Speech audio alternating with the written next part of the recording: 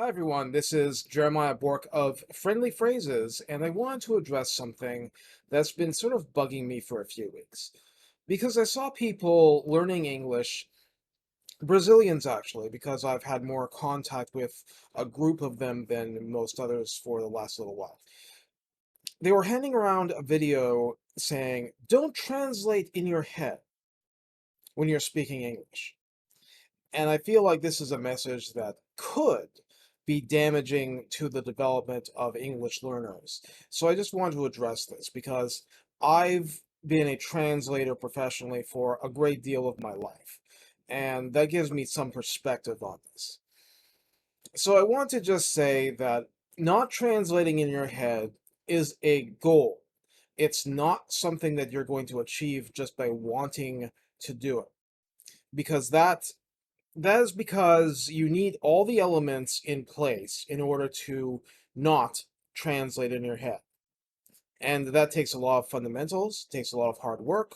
And if you're not ready for it, then you might get discouraged. And the last thing I want people to do is to get discouraged and then to just drop out of learning the language altogether. I really don't want that.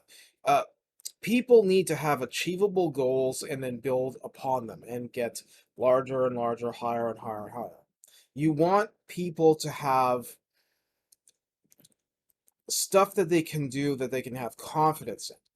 And that's the big problem I have with telling people don't translate, because that's something you do at the end of the process. It's not what you do in the middle. And I'll just try and illustrate a little bit just with a cheap prop. And I'll say, this is my remote control for my television. It is a black finish remote control.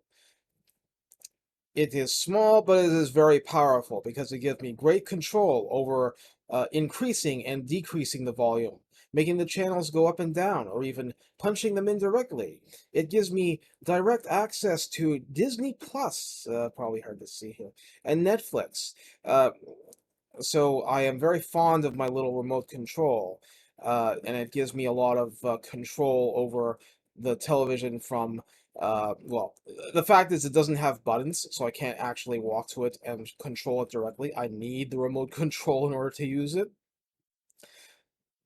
All the things I said there are completely dependent on all of the elements already being in my head.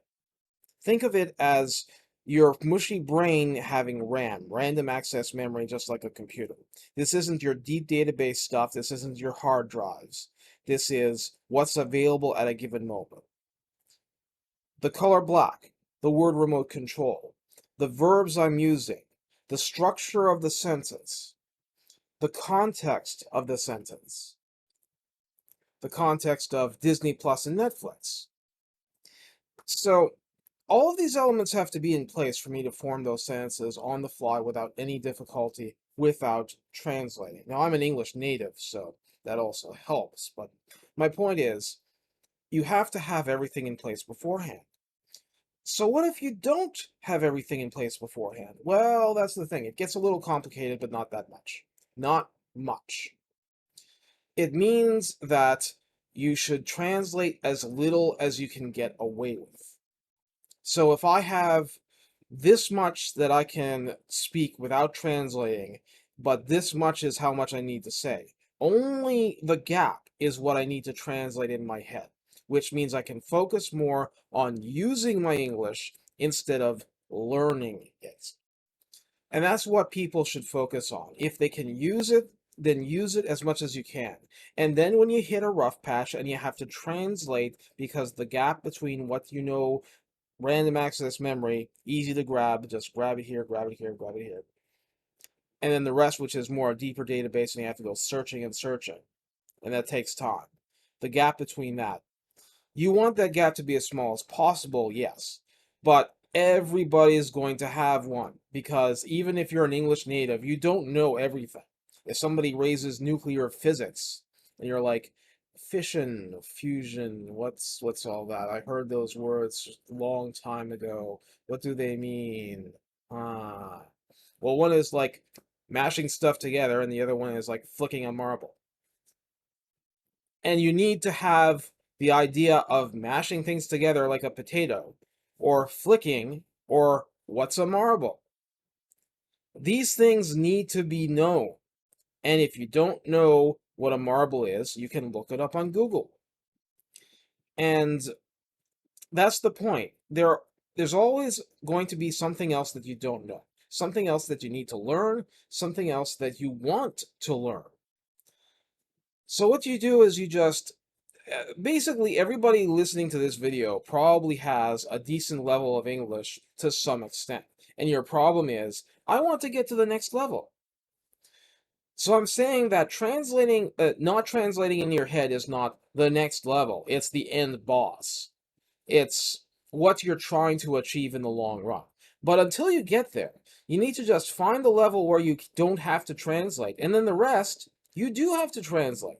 The rest, you do have to look it up. Or you have to ask people about it. You have to learn things on the go or on your own time, or, if it's not in class, then it's around class. Then it's everywhere else. But that's how you learn. That's how you master a language. You don't master a language by saying, I'm not going to translate.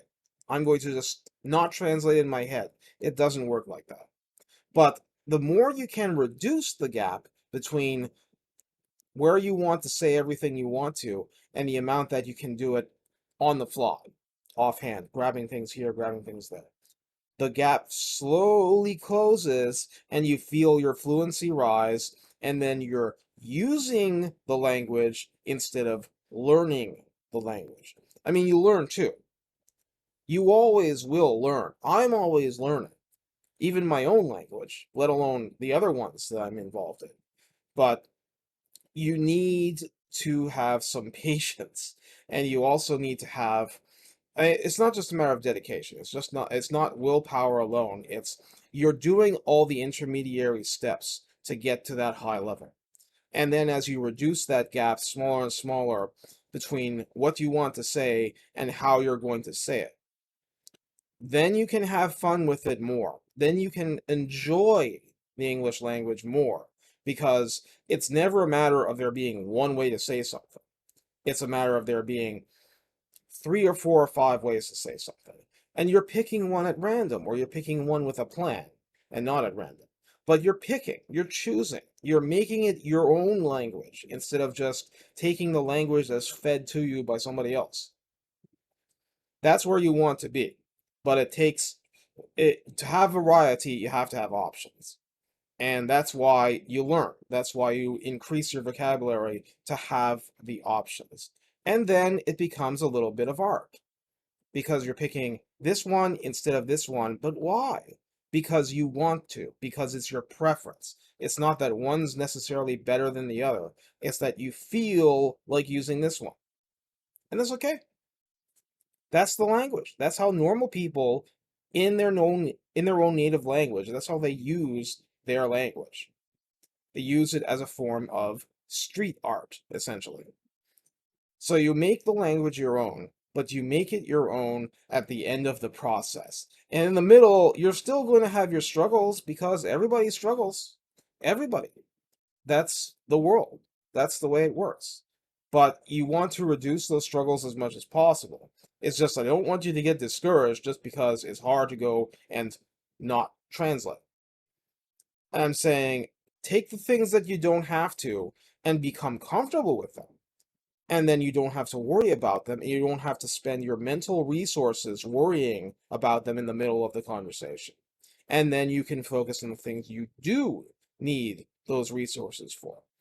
And that's how you avoid a complete meltdown, because if your resources are at their end, and, well, you've seen what computers do when they exceed their capabilities. They are not happy. I don't want you to be that person. So my point is, reduce the number of things you have to worry about, and then the problems become smaller as you go. So you don't need to skip to the end. You don't need to jump over the intermediary steps. You're probably going to have problems if you try that. So just work with what you have and make it better, and aspire to not translating when you're near that end goal. And then just keep on learning, but have fun with it. Because if you don't have fun with it, you're not going to learn. It's just a reality of the way our brains are wired. We need to enjoy what we're doing in order to be very deeply invested in it. And I enjoy speaking to you like this. I enjoy doing videos like this, and I'll try to do more. So I just want you to be able to enjoy your own part of it. So that's my message for today, and I hope that it got across. Take care and enjoy English because it's there to be enjoyed, not just to be used. Take care.